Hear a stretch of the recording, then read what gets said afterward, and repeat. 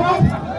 Vazgeçtiği kastan ilgiden nakil altından çıkanı başa kamulan işlemetin. Neden çıkarılan bu işlemetin? Ya pahalı var ki pahalı var. Bir tutuşma meşala.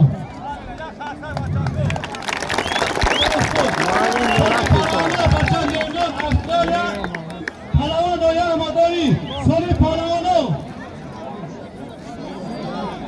Yakta çaçadılar. Hadi şuraya gideyim. Pancas milyar bir ayıp ayıp. Ay. Kalp kesen kılığı.